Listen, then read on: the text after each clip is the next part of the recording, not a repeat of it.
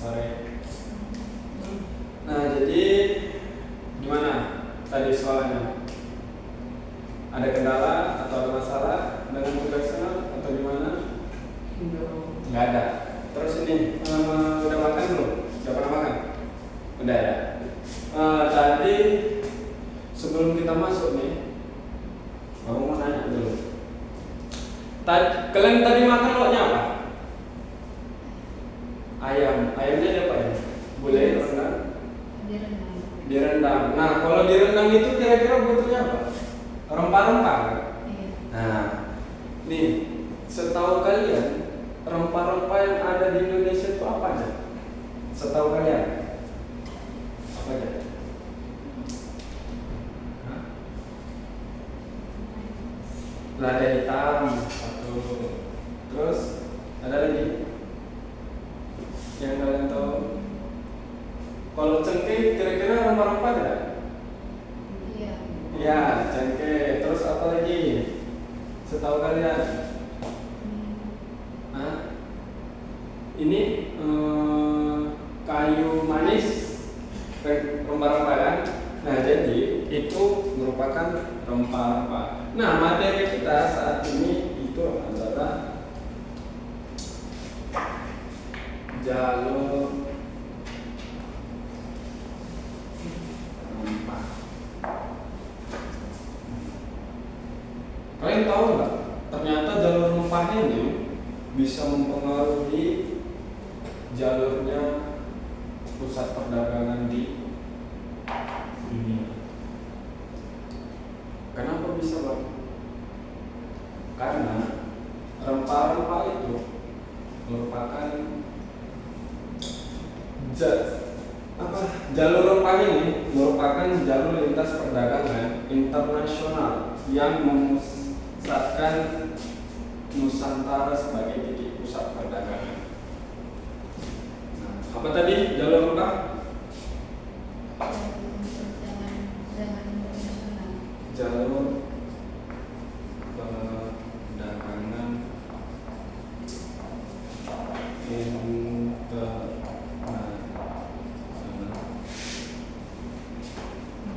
yang Nusantara sebagai titik pusat perdagangan.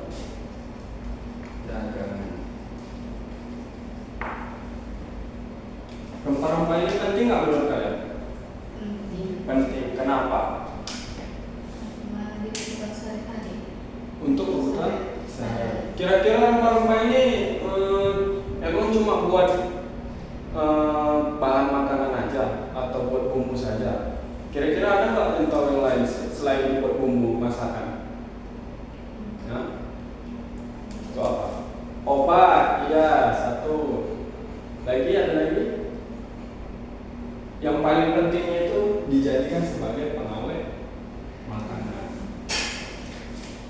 Nah, jadi jalur sutra sebelum ini jalur rempah ini kan dinamakan jalur rempah karena dia hanya berfokus pada penjualan rempah-rempah saja. Paling banyak menjual rempah-rempah. Nah, sebelum ini ada loh, sebelum jalur rempah itu dinamakan namanya sebut jalur sutra.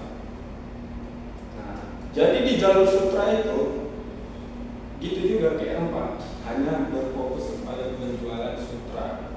Nah, jalur sutra ini terbagi menjadi dua. Ada jalur laut, ada pun jalur darat. Nah, jadi jalur sutra ini berfokus pada jalur darat, sedangkan rempah-rempah di sini ya namanya di jalur laut. Kenapa, Bang, di jalur laut? Ya, karena hal inilah yang menjadikan namanya jalur rempah itu karena berdatangannya pada bangsa-bangsa lain seperti kayak bangsa Arab, India, terus Portugis, ya, terus apa lagi yang terakhir? Belanda. Bangsa Eropa. Itu yang kan bangsa Eropa itu sangat penting bagi mereka, itu rempah-rempah sangat penting bagi mereka. Nah, di jalur laut inilah jadinya jalur rempah karena berpusat pada jalur penjualan apa tadi? Rempah. Rempah-rempah. Nah, jalur rempah punya peran penting, yaitu terbentuknya introversi antar bangsa. Nah, jadi di jalur rempah ini bukan hanya menjual rempah-rempah saja, terus bisa menjalin interkoneksi antar bangsa lain. Jadi kayak misalnya masyarakat Nusantara di jalur rempah inilah berkesempatan untuk berbagi informasi, kayak interkoneksi, kayak berhubungan, saling berhubungan dengan bangsa lain.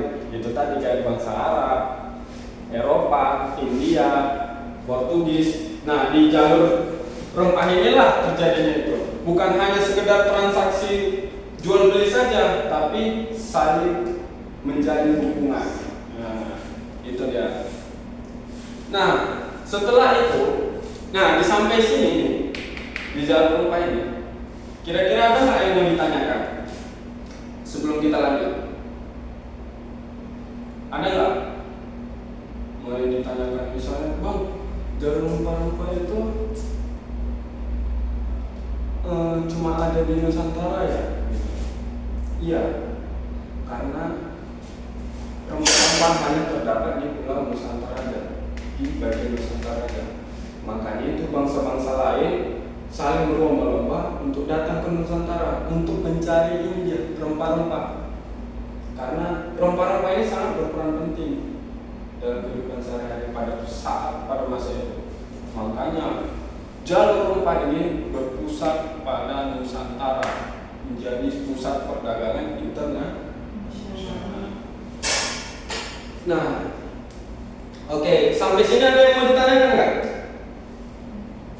Nggak ada lah. Jangan diam-diam aja, berani berbicara, biar kita enak ya ngomongnya, gitu. Nggak usah ditakut-takut, abang nggak makan orang kok, santai aja. Kalau memang ada yang ngomong tuh, tanya aja, nggak usah dipendam, nanti jadi penyakit pula. Ada lagi yang mau ditanyakan mengenai jalur rempah ini? Ada nggak kira-kira? Nggak ada. Jadi kita lewat aja nih. Coba dicek di aplikasinya. Ada nggak kira-kira? Kayak konsep, cek konsep atau pertanyaan kuis di aplikasi Ruang Gurunya.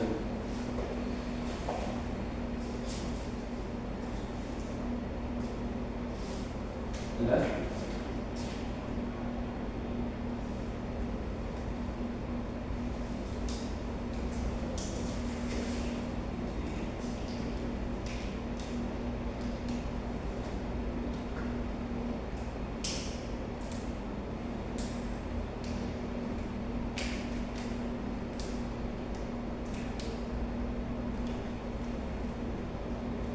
Ada?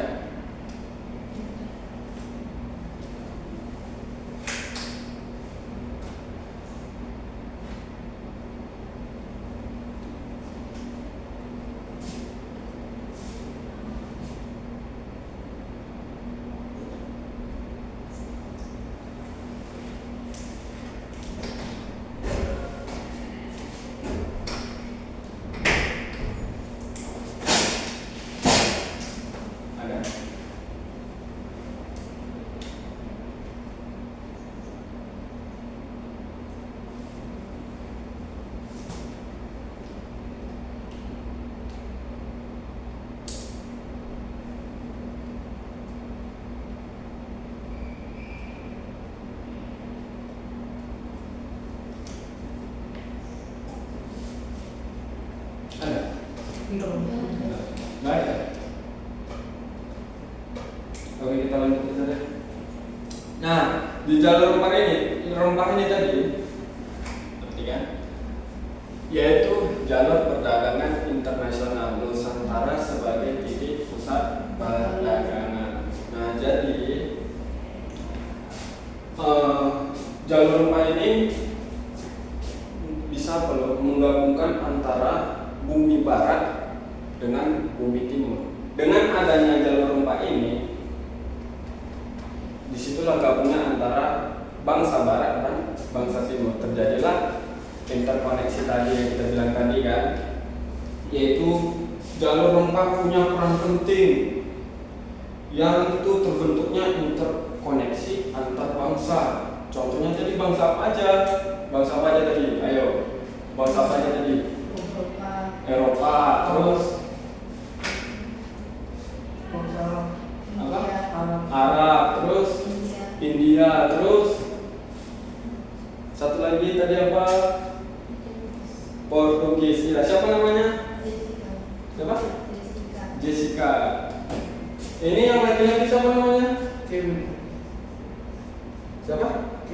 Kevin.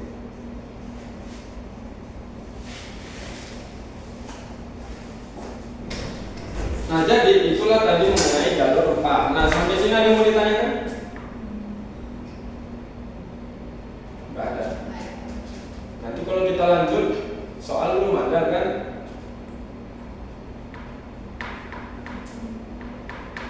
Enggak ada yang mau ditanyakan? Sebelum kita lanjut nih, ada nggak yang mau ditanyakan? Ada, Kevin? Enggak ada, Jessica? Enggak ada juga. Aduh. Nah, kalau gitu, abang anggap kalian sudah mengerti ini ya. Kalau apa yang bertanya, boleh kan? Nah, oke. Tadi abang udah jelaskan mengenai jalur rempah. Sebelum jalur rempah tadi namanya apa? Jalur sutra. Terbagi menjadi apa aja? Laut sama darat. Nah, yang di antara dua ini mana yang dijadikan pusat perdagangan jalur rempahnya? Laut. Iya, betul. Nah, terus ada lagi yang mau tanya. Pusat perdagangan rempah-rempah ini terletak pada Nusantara. Iya, betul. Nah, ada lagi. Apa yang kalian tahu tentang jalur rempah? Hah? Jalur perdagangan. Kevin? Apa yang Kevin tahu? Yang abang jelaskan tadi mengenai jalur rempah itu apa? Ayo. Tadi katanya udah paham. Ayo.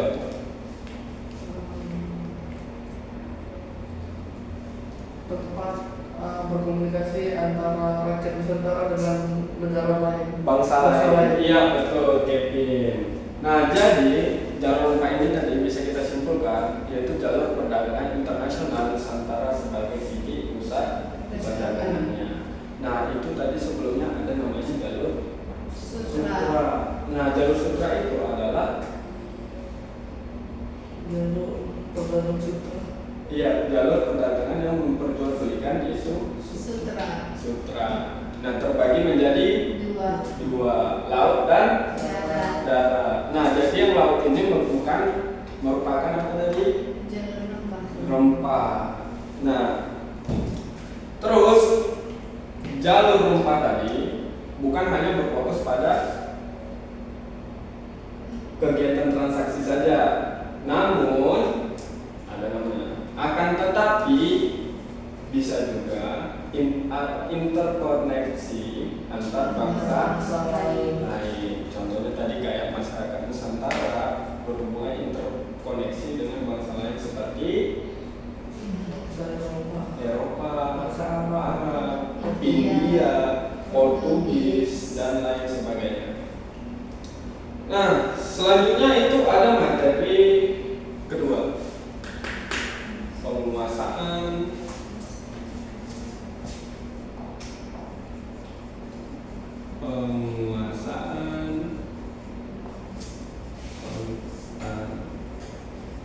Konstantinopel.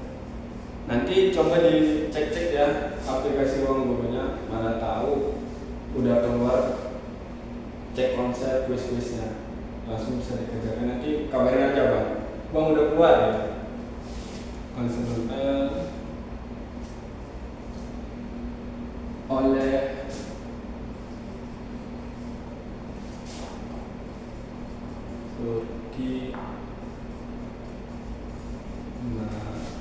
Nih. Nah, kira-kira kalian tahu nggak Konstantinopel itu apa? Apa aja? Konstantinopel itu apa? Aku mau bertanya sama kalian. Apa yang kalian ketahui atau yang kalian bayangkan Konstantinopel itu apa? Ayo. Apa coba?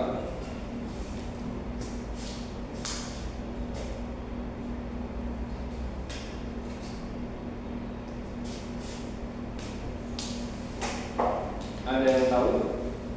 Konstantinopel. Nggak ada.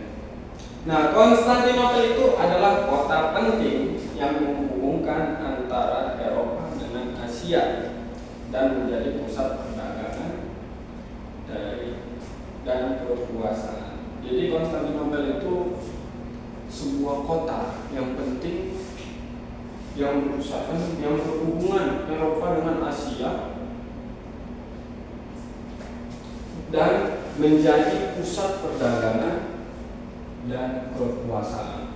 Jadi apa tadi Konstantinopel? Kota penting di Eropa dan Asia. Apa? Kota penting di Eropa dan di Asia. Kota penting yang menghubungkan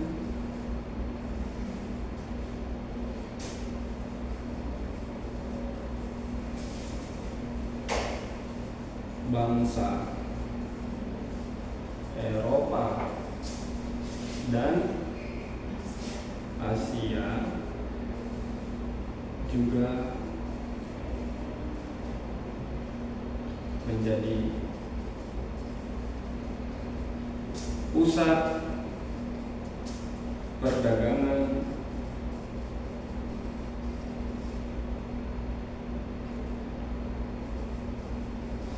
dan kekuasaan. Nah, pada tahun 1453 Turki Utsmani berhasil menaklukkan Konstantinopel yang sebelumnya merupakan wilayah kekuasaan kerajaan Romawi. Nah, jadi pada tahun 1453 Turki Utsmani pada tahun 1453 Turki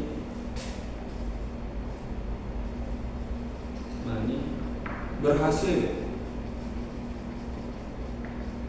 menaklukkan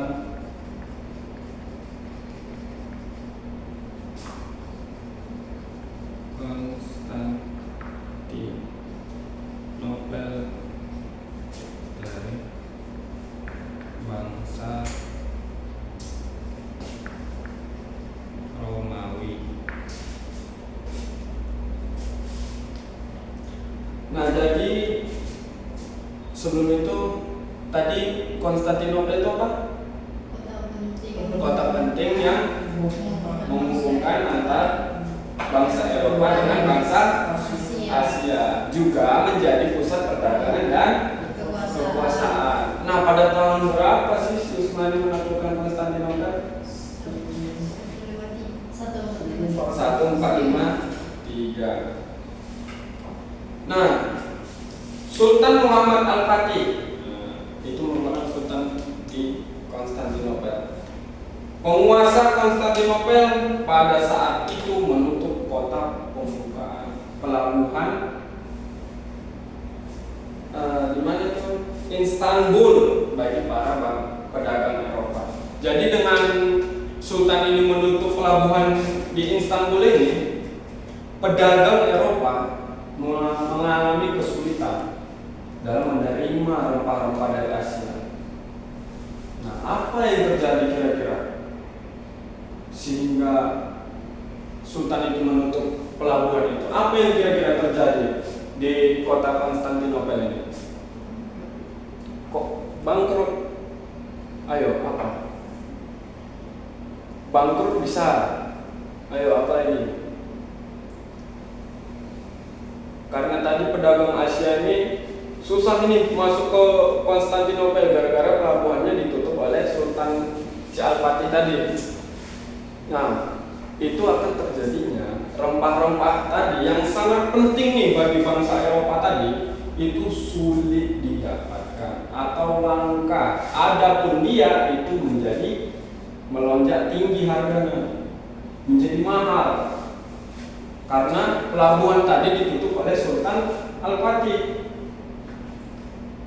Sehingga rempah-rempah ini kan sangat penting nih bagi bangsa Eropa, sangat penting sekali bagi mereka karena bisa dijadikan bahan apa tadi, obat-obatan, terus bumbu masak, terus apa yang paling penting, pengawet makanan. Nah, itu sangat penting bagi bangsa Eropa. Nah, tiba-tiba Sultan Al-Fatih seenaknya ada menutup pelabuhan di Istanbul itu. Jadi susah pedagang Asia ini menjual belikan rempah-rempahnya kepada bangsa Eropa. Jadilah kelangkaan rempah-rempah ini. Nah, dengan itu bangsa Eropa mempunyai keberanian, memberanikan diri mencari dari mana sih asal rempah-rempah ini, dari negeri mana sih. Orang itu memberanikan diri berlayar. Nah, padahal rempah-rempah ini berasal dari mana tadi? Negeri mana? Nusantara. Nah, orang itu memberanikan diri nih karena sangat penting bagi mereka. Kalau nggak ada itu rasanya ada yang kurang lah masakan ini gitu misalnya. Nah, jadi bangsa Eropa itu memberanikan diri walaupun orang itu sebenarnya takut karena banyak mitos-mitos di laut itu sangat menakutkan. Apalagi menurut orang itu bumi itu datar pada saat itu. Jadi orang itu memberanikan diri lah untuk mencari sumber dari mana sih rempah-rempah ini. Nah, jadi dengan adanya itu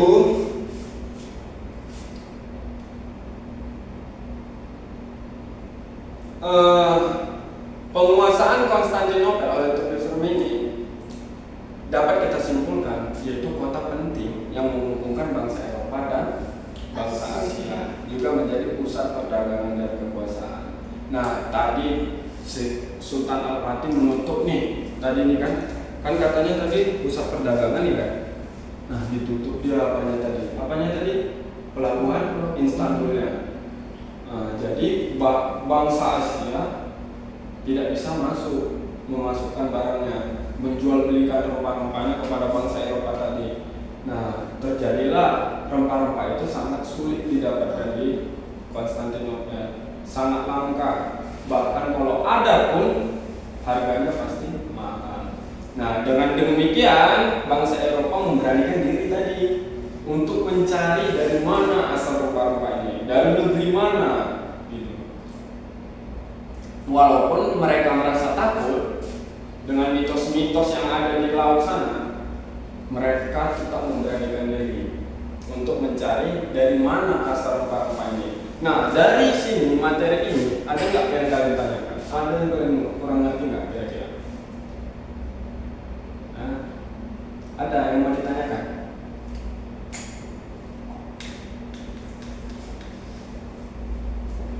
Ada yang mau ditanyakan? Contohnya, Bang, tadi siapa bang yang menutup pelabuhan Istanbul itu? Siapa? Sultan Al-Fatih. Nah, ada nggak lagi yang mau ditanyakan? Kevin, ada yang mau ditanyakan? Nggak ada. Ada nggak? Siapa? Jessica yang mau ditanyakan? Berarti udah paham nih. Kalau abang yang bertanya nggak apa nih? Ayo gimana? Karena abang kalian mau bertanya, berarti abang anggap kalian paham. Nah, di sini biar abang yang bertanya. Nah, tadi kota Konstantinopel itu apa? Kota penting yang menghubungkan bangsa Eropa dan Asia, juga menjadi pusat perdagangan dan kekuasaan. Nah, terus pada tahun tahun berapa Turki Utsmani itu menaklukkan Konstantinopel? 1453. 1453. Nah, jadi ada lagi apa yang mau abang tanyakan?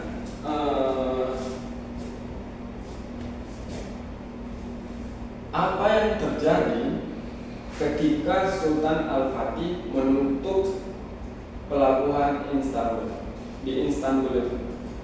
Apa yang terjadi? Rempah-rempah jadi langka. Rempah-rempah menjadi langka. Kalaupun ada itu Mahal. mahal. Nah, oke, sampai sini nggak ada pertanyaan. Coba dicek lagi ruang gurunya, ada nggak pertanyaannya? Sudah ada nggak? Nanti kita lanjutkan terus ya. Rupanya ada pertanyaan.